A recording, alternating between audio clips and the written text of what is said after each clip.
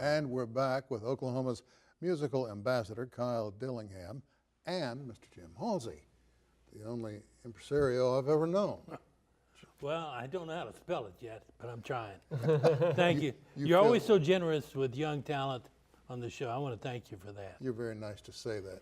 Jim, you represent or manage Kyle. How did you find out about him? Well, we actually met him maybe 20 years ago at Oklahoma City University.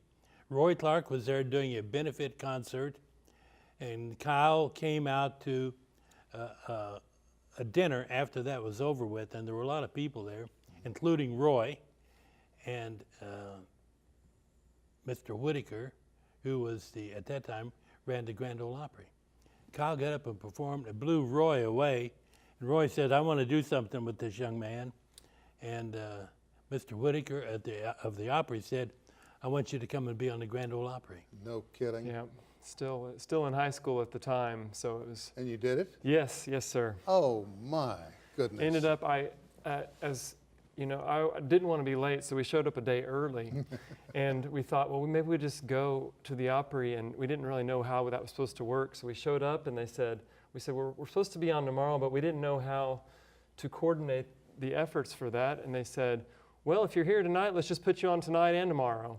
So I ended up getting 2 nights on the Opry. No kidding. I said, if I'd have known that, I would have showed up a week ago. Fantastic. That's great exposure. I mean, that's an incredible story. And don't forget to write that down. Yeah. Because in the days to come, when you do your book, you'll want to be able to Well, we've refer got it to recorded now. that. Do you? Oh, well, yeah. Duh. I'll look up the Perspectives with Sam archives, and we'll have it made. There you are. Jim, what's ahead for this young man? I think there are a lot of things that we're planning in his future. Of course, being an international ambassador for Oklahoma is very important. How many countries have you been into? Now, as of this year, 37 countries representing Oklahoma. So, but I think what we want to do is, as we get going on a more of a national basis, is to start a regular variety type of show on a Saturday night. Mm-hmm. And I hesitate to say an Opry type of show, but it would be a variety show that would feature Kyle. A lot of the local artists would be in Alaskan, Maddie and Baron Ryan and Jana Jay would be on it. And of course, Roy wants to be a part of it too, Roy Clark. And then we'd have other artists as well too. This is a plan for after the first of the year that we'll start. Don't you ever slow down? I'm pretty slowed down now. I'm sitting here calmly talking to you, Sam. Every time I turn around, you've got all these balls in the air, and they all work. Well, the thing I'm most interested in now is finding a home for my archives, because what we have in our archival collection is outside of the Country Music Association or the Hall of Fame in Nashville, it's got to be the largest collection that deals with country music legends of any in the country. I think we're going to try to do something with that too. Okay, well, let's do it. We've got a plan on the burner for that. All right. Does anybody travel with you? I have a band. My band is called Horseshoe Road, and my guitar player in particular, we've been musical partners for, 20, 21 years or more. The first time we met was actually at a family reunion. We're double third cousins. So it was very natural. We were in high school. We started doing music together. We were roommates in college.